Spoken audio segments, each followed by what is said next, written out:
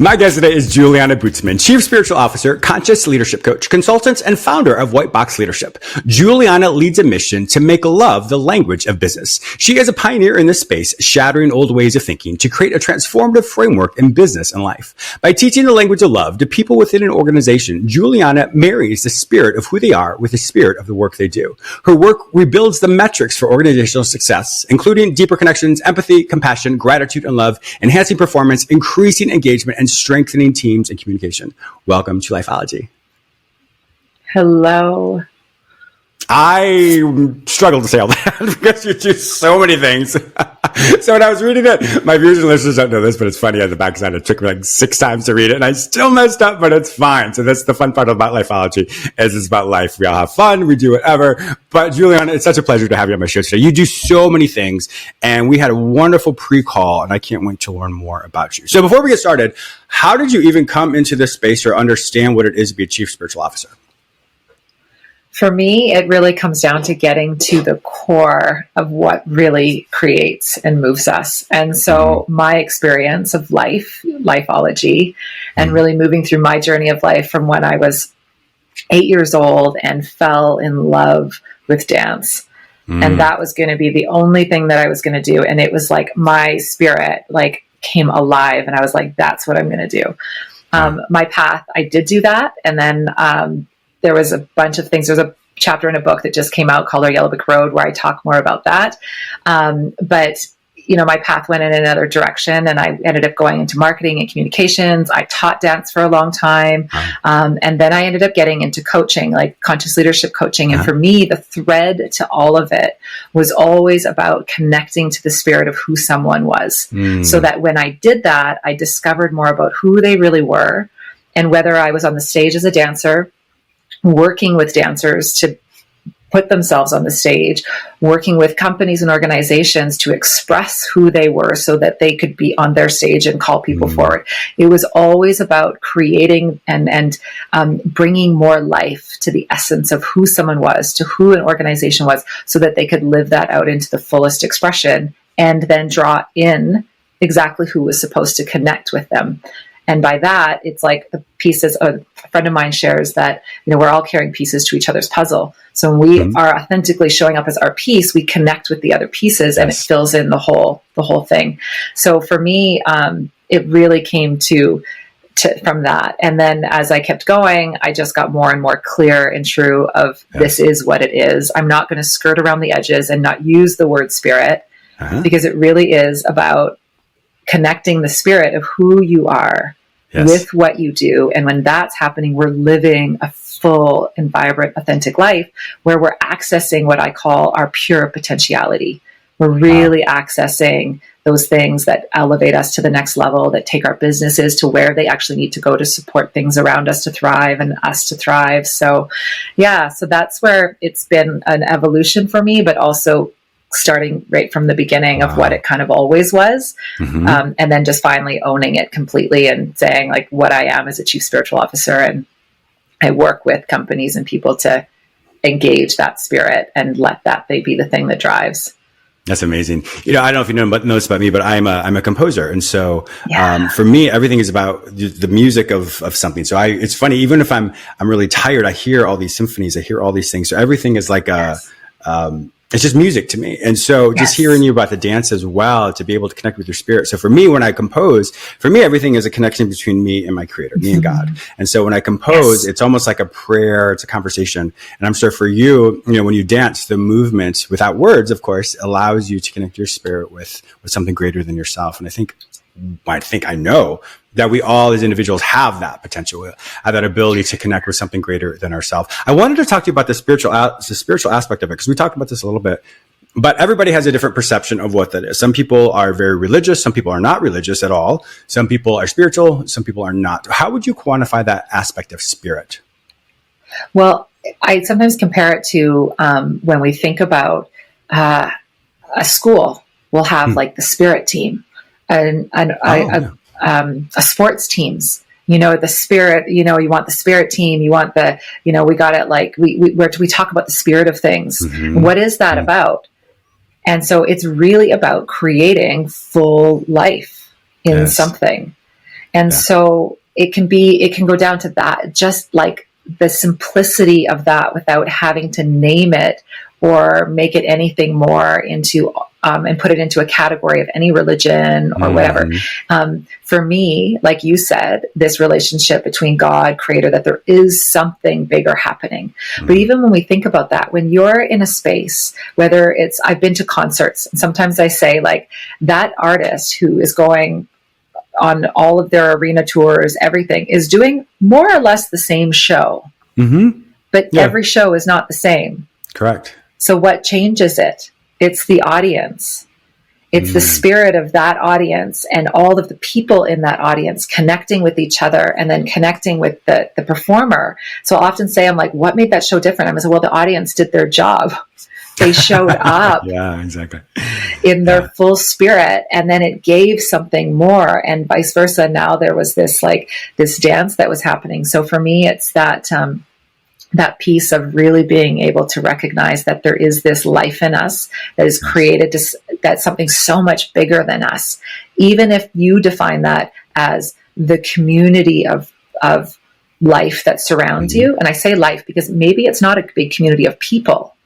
Maybe it's animals, maybe it's nature, maybe it's whatever. Whatever is the community of life that surrounds you, it's engaging, and it's got a spirit, and so that, for me, it's really about that piece, and I think that when we can get clear on that and operate from that level, it does what you said, like the fact that as a musician, you even use it's the word compose, compose. And when you really can compose something that gives you those goosebumps, it's connecting on a frequency level, on a vibrational level that is what I call like the Hawkins scale of consciousness, is that highest level of consciousness, and you feel it. And so we want to create more of that. We want to be bringing and composing things and creating things in the world that are vibrating on that frequency. And when you walk into a space that is created on that, you feel it. You don't even have to say it. And so I think about, like, a good test for people is to think about the spaces that you walk into, or the people that you hang out, or the things that you're doing that you don't even know how to put words to what's different about it, but there's something about it. And for me, honestly, one of the symbols is goosebumps, and I call them truth bumps. Or Martha Beck calls them like chills of truth. And when I'm getting that, I'm like, oh, this isn't because it's chilly in the room. Yes, like, I'm the same way. Something is happening here. So, I love that. We're transitioning into the corporate space. The work that you do in the companies with whom we've worked, what is it? How has being a chief spiritual officer, how has that impacted and changed just the businesses in general, the culture of the business? It creates a level of connection between the people that removes judgment from the space, that makes it really open, that creates vulnerability in a place that we get to see ourselves in our shared humanity.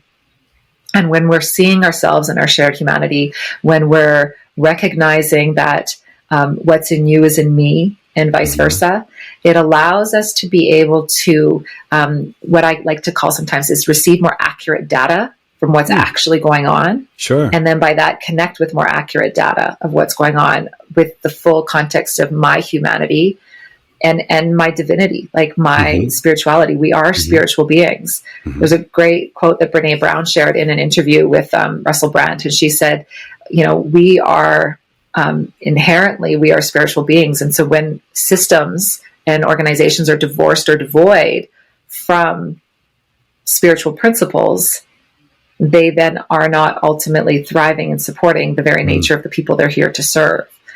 And so it really supports being able to just create that connection. And when there's that connection, when you think about if a wire starts to become frayed, the light begins to flicker, or it kind of works sometimes, or it sparks. And so that's what's happening in our organization when these invisible threads that connect people are frayed.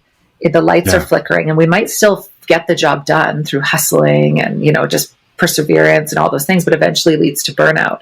because we're not actually working in flow, like that symphony that you speak about. And so when we're working in that, then what we see is like higher creativity coming, like people really being able to come up with like new ideas and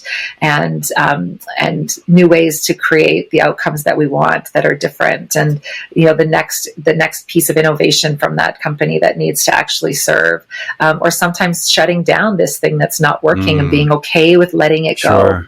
So that's also a big part of it. It's not always about more. Sometimes it's about like actually trimming away and getting rid of things that we don't need anymore, but being willing to let it go.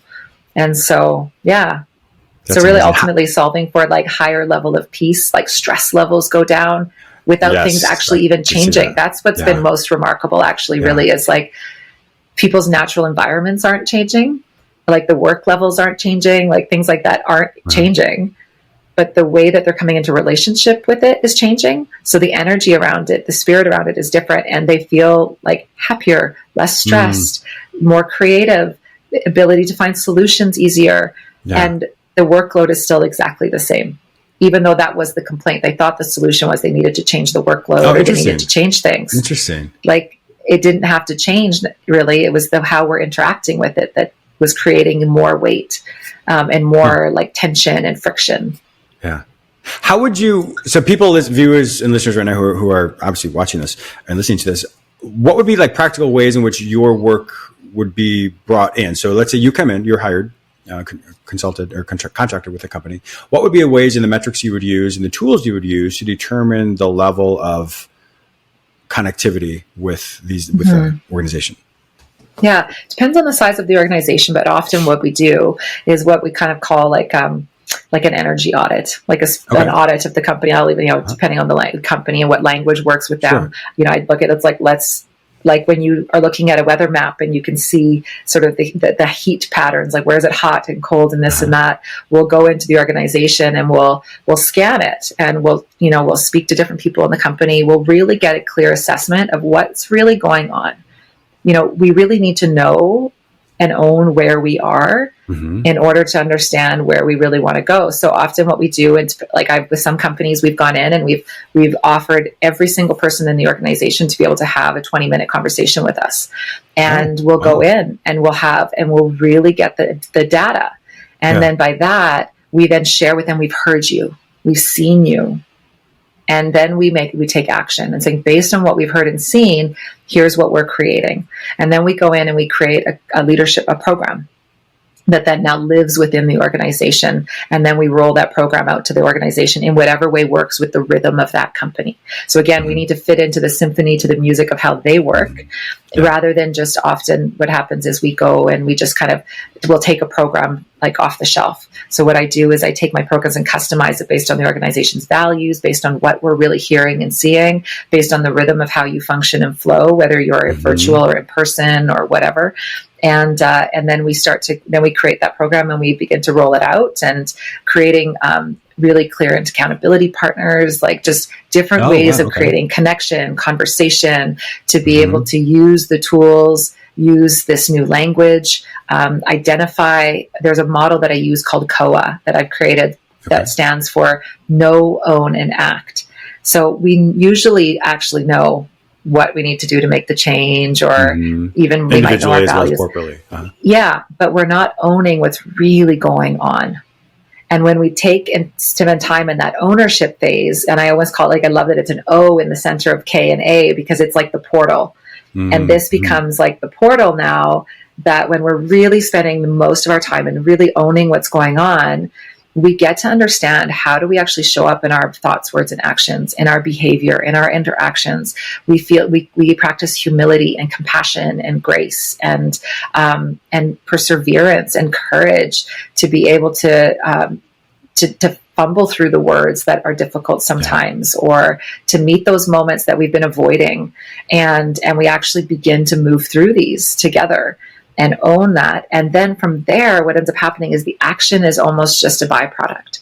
We're now not pushing, but sometimes what happens is we skip over the owning and we go to knowing, to acting, and we're pushing that action and we're forcing it, and it feels hard and it feels, it's not clicking. but it's because we missed that phase of really getting to know and understand, okay, what is this really about?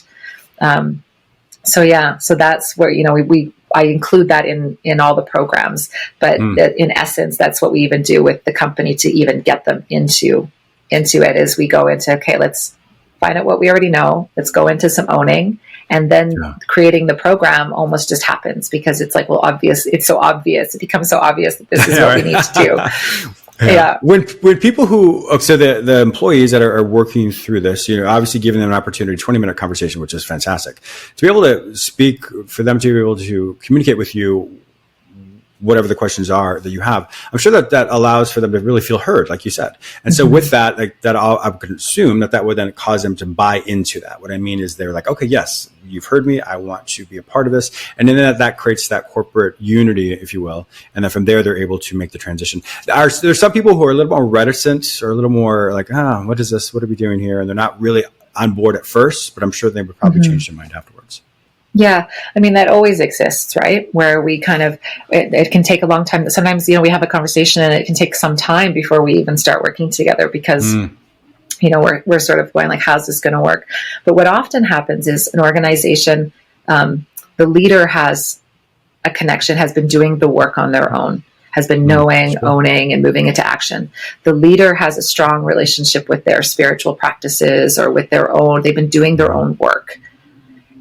But they haven't filtered it into their organization. And so when I come across a leader, and what happens often, and the reason why I really felt it was important to really identify the chief spiritual officer or bring the word spirit into it, is because when I'm working with a leader who is really beginning to elevate and to operating within their own lives in this higher level of consciousness, they'll lean into me and they'll say, you're one of like 2 people I talk to about this stuff. And yet really? they're, and yet that this is what's giving them their power to even operate in the way that they're operating. So I'm like, well, let's filter this into your organization because it's logical when you say that. I mean, it makes sense. In your organization are exact same thing, but they also think that they only have one of 2 people that they can talk to about this thing that actually drives them, which is their spirit. So like in the coaching calls that I do with organizations, with individuals in the company, it's remarkable how quickly we will get to the level of spirit. And that this is their power space of how they operate, from how they function, for how they are able to like really be at their best. And yet that's not something that's openly kind of brought into the systems and, like I said, the metrics of the organization. And so when we can, work with the leader to say, okay, this is what's working for you. This is the entity that is your organization, that it's a body all in its own. Let's begin to look at all the ways that we get to integrate these rituals, integrate these principles into your company so that your company breathes this as well.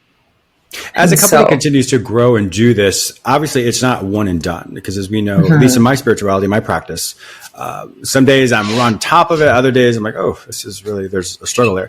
And as we know, as that's common for everybody. So how do you continue to help them grow in that aspect of it? Because as you said, it's not a one and done. Well, that's the piece around the program. And so when we develop the programming and we build it into the fabric of the company, so that this way of connecting and interacting, and it's not, what happens too sometimes is that experience relies on the leader or a few people that are sort of naturally just fit into that role, that create that opportunity to bring this presence, to bring that culture in, to be able to feel like they're the ones, like when they walk in the room, everything feels a bit better.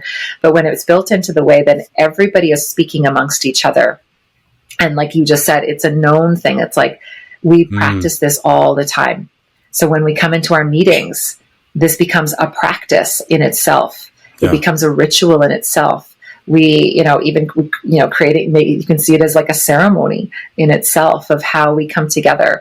And so because those rituals and practices are built into the company, it's always sort of the checks and balances. It's like cleaning and sweeping, and continuing to grow as a result of it. And ultimately, like right now, I work as a consultant for the organizations, but then we end up placing a chief spiritual officer in the company. So that becomes a role in the organization that someone has now identified where like, this is their role. And, again, depending on the size of the company, it can continue to expand of like a coaching team, or there is really somebody that I come to talk to you because where I am needing support isn't just on my, like, how do I get better in the craft of whatever my job is, but I actually need to speak to you on the level of the spirit right now. Yes. Wow. Because that's So people who would be hired after there's a chief spiritual officer, what's the process of the onboarding process for them when they join an organization? Like if they were hired as a chief spiritual officer? No. So the chief spiritual officer already been hired. It's already been implemented. And then you have a new hire that comes in. What's the onboarding process for them coming into a new organization as an employee? Yeah, I think that's really dependent on the company and on the organization. But ultimately, like, there's such a deep presence involved in that process that organization will know what it is for them. But it's about, the connection level is different in that space where it's like, I want to know who you are. I like that. And then we identify what you do and where that goes and what you contribute. It beyond anything else. It's like we connect on the essence of who you are, and then that it just, like, again, is the no own. So the action just filters in. Like I said, it's flowing like water. We come in, we've identified you. This is the body of water that you're coming into, and you will flow. I like that. We'll have one more minute here, but what's next for you and for your organization because you're building this out, you're doing so many things. What's the next step for you all?